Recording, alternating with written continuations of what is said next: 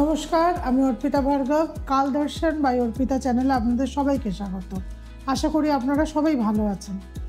আজকে অনেক ভেবে আপনাদের জন্য একটা টপিক আমি চুজ করেছি। এই যে আপনারা ইউটিউব, ফেসবুক বা যে কোনো সোশ্যাল মিডিয়ার যে কোনো পার্সপেক্টিভে আপনি খুলুন না কেন, যে কোনো জায়গায় যান না কেন, মেন দুটো টপিক এখন ছেয়ে গেছে।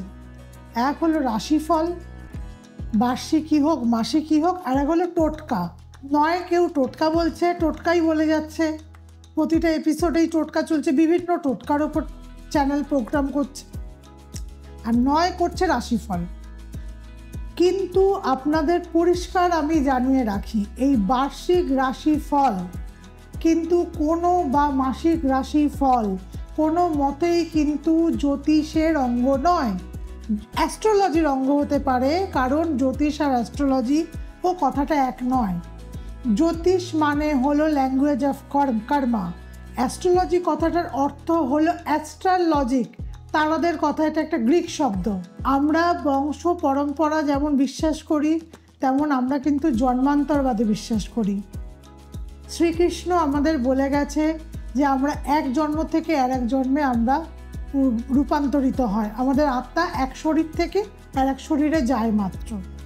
ধরুন আপনি আগের জন্মে একটা পাপ করে এসেছেন, কাউকে চিট করে এসেছেন, এ জন্মে কিন্তু তার ফল আপনাকে 100% ভোগ করতে হবেই হবে। কীভাবে বার্ষিক রাশিফল বা মাসিক রাশিফল সেই বিচার করবে? আজকে আমাদের সারা পৃথিবীতে 8,500 কোটি মতো মানুষ, তাহলে এই যে এত সংখ্যক জনসংখ্যা, তাদের যে ধরুন এক একটা রাশিতে তাহলে কত করে হচ্ছে, তাহলে এক একটা যে 12টা রাশির যে এত কোটি মানুষ, প্রত্যেকেরই কি এক? আজকে আপনারও মেষ রাশি, বেশি দূর যেতে হবে না, ধরুন আপনারও মেষ রাশি, আপনার ছেলে বা মেয়েরও মেষ রাশি, দুজনেরই কি জীবন একইভাবে অতিবাহিত হবে?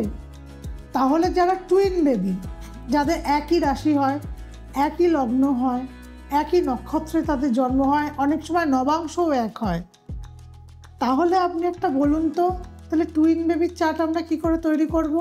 তাহলে কি করে বিচার করব যে এই মাসটা তার কেমন যাবে? কি করে বিচার করব যে আসন্ন যে পরীক্ষাটা আসছে সামনে, সে মাধ্যমিকই হোক বা উচ্চ মাধ্যমিক হোক, কার কীরকম যাবে? একজন দেখবেন ভীষণ ভালো রেজাল্ট করছে, একজন দেখবেন ভীষণ খারাপ রেজাল্ট করছে, কিন্তু দুজনেরই আইদার মেষ লগ্ন, বৃষ লগ্ন, মিথুন লগ্ন বা কর্কট লগ্ন। জ্যোতিষ কিন্তু এরকম সার্বিকভাবে বিচারের ফলাফল নয়। আর তার সাথে আর একটা শুরু হয়েছে টোটকা। হাতে নাম্বার লিখুন, খেপে খেপে টাকা আসবে, এই নাম্বার লিখুন, এখানে প্রচুর টাকা আসবে। তেজপাতায় নাম্বার লিখে তেজপাতা জ্বালিয়ে দিন, দুজনের রিলেশনশিপ ঠিক হয়ে যাবে। আপনি আগের জন্মে বউকে পিটিয়ে এসছেন, এই জন্মে আপনার বউ আপনাকে দেখতে পারে না, বা আগের জন্মে আপনি আপনার হাজব্যান্ডের সাথে মিসবিহেভ করেছেন, সেই জন্য এই জন্মে আপনার হাজব্যান্ডের সাথে আপনার রিলেশনশিপে প্রবলেম আসছে।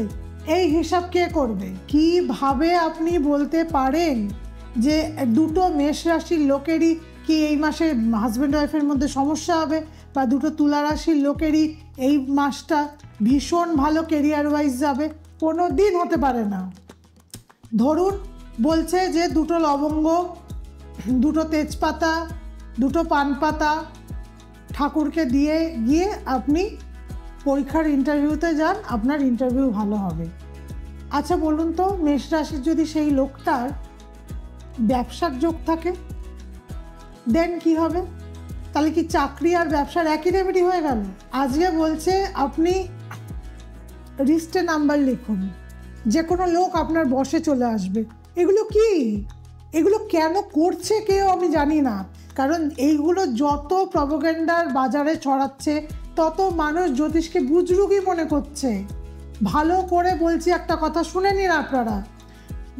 যেমন আমরা প্রত্যেকটা মানুষ আলাদা, আমাদের আলাদা আইডেন্টিটি আছে, প্রত্যেকের নাম আলাদা, প্রত্যেকের বংশ পরিচয় আলাদা।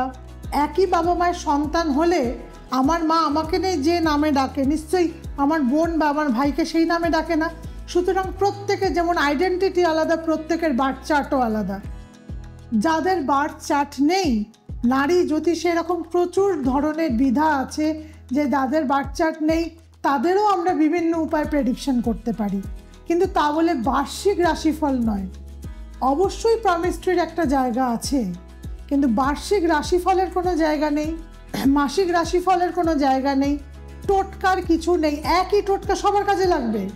তাহলে জ্যোতিষে যে আলাদা আলাদা রকমের, আমি যে একদিন রেমেডি নিয়ে আলোচনা করব, কিভাবে আমরা রেমেডি করি নারী জ্যোতিষটা, তখন বুঝতে পারবেন যে প্রত্যেকের চার্টের রেমেডির মেথড আলাদা।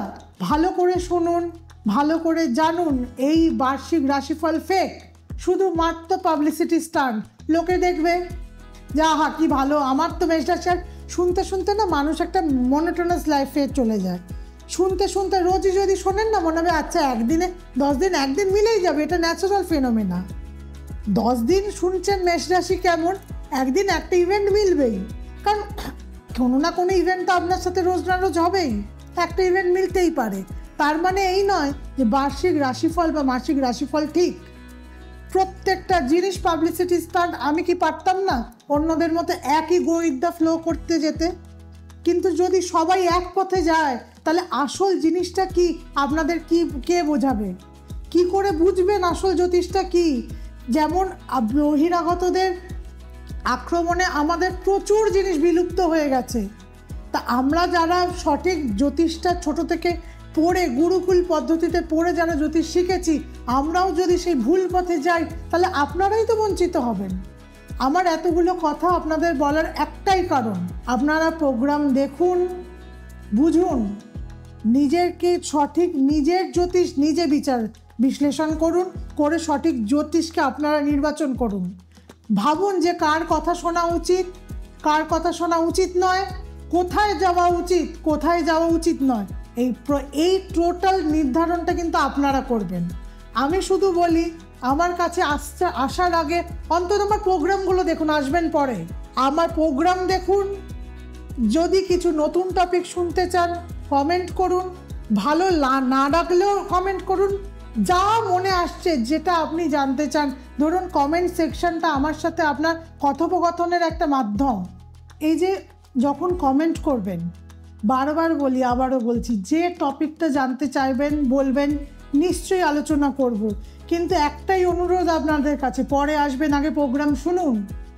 আমি চাই আপনারা বুঝুন জ্যোতিষটা কি, তবেই তো বুঝতে পারবেন যে জ্যোতিষের অথেন্টিসিটিটা কোথায়। আপনারা বড় এটা ওটা শুনে না, আমার মনে হচ্ছে আপনাদের সেন্টার পয়েন্টটা হারিয়ে যাচ্ছে। আপনাদের সেন্টার পয়েন্টটা আপনারা হারিয়ে ফেলছেন। আপনারা ওই রাশিফল দেখে ভাবছেন এটাই জ্যোতিষ, টোটকা দেখে ভাবছেন এটাই হয়তো জ্যোতিষের মাধ্যম। এটা জ্যোতিষ নয়।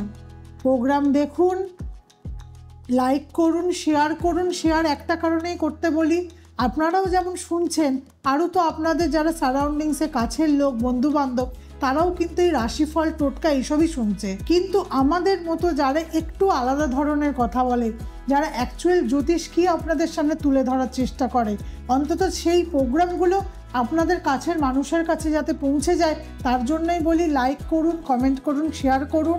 আশা করি আপনাদের সামনে পরে ভিডিওগুলোতে আরও অনেক কিছু, অনেক ইউনিক আনটোল্ড থিংস অফ জ্যোতিষ আপনাদের সামনে তুলে ধরতে পারবো। আশা করি আপনাদের ভালো লাগছে, আরও ভালো লাগে যাতে, তার ব্যবস্থা আমি করছি। কি টপিক শুধু ভালো লাগবে সেটা আপনি লিখে দিন, তারপরের দায়িত্ব আমার।